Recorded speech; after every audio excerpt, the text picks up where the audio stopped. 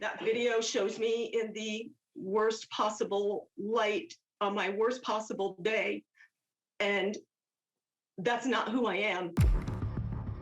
We go to Jacksonville, Florida, for a sentencing conducted over Zoom. The defendant, Deborah Jo Hunter, has pled no contest to misdemeanor assault. 8 months earlier, Hunter was at a store with her young children when she began arguing with management about an item she wanted to return. Things escalated for several minutes until a bystander, Heather Sprague, began recording the incident with her cell phone. It was early in the COVID pandemic, and Sprague was wearing a protective mask. Hunter was not, and when she realized she was being recorded, she was not happy. Do you really need this? What do you want to do? Post it for you? How about that? Good. I think I'll get real close to you and cough on you then. How's that? Oh, wow. Hunter coughed directly in Sprague's face. No way. Let's go. You're not gonna pick it. What Hunter didn't realize is that Sprague is a recent cancer survivor. Knowing her immune system was compromised, Sprague quickly got tested for COVID. The results were negative. She reported the incident to police, and Hunter was charged with assault. Now, Hunter appears virtually before Judge James Ruth to learn her punishment. She's facing a maximum sentence of 60 days in jail. When given a chance to speak, Hunter apologizes to Sprague, but mostly focuses on the fallout from the incident and the impact it's had on her and her own family. I'm aware that my shame and regret will follow me the rest of my life. The reality is that my family has been permanently scarred. This incident occurred over 8 months ago, but my children just still continue to suffer the indignities that were caused by what I did. I think they're continually embarrassed. They're continually chastised and mocked. Each of my 3 children have lost nearly every friend that they've had because of me. They used to go to our community pool with their friends. Now they're not invited.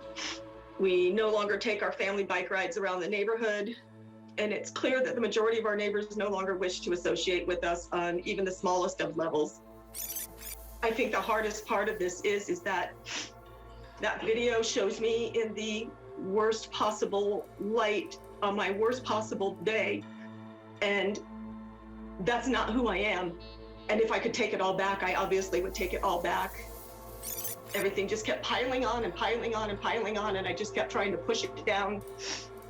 Unfortunately for Ms. Sprague, she was the recipient of that, and for that I apologize. Before Judge Ruth makes his ruling, the victim asks to make a statement. The defendant's act of coughing in my face at the height of a pandemic was an act that was calculated to attack me at my weakest point, both physically and psychologically. I was stunned in the moment and increasingly fearful in the aftermath. Did you feel any saliva or anything?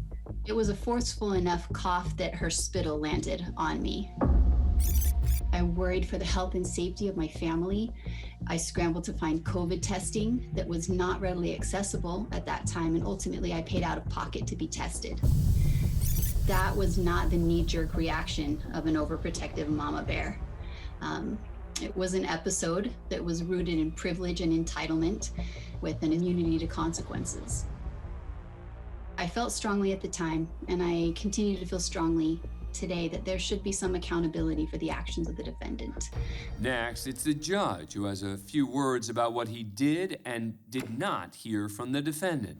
What concerns me, she talked about what impact it had on her children and her family, but I haven't heard about the potential deadly impact this could have had on the victim.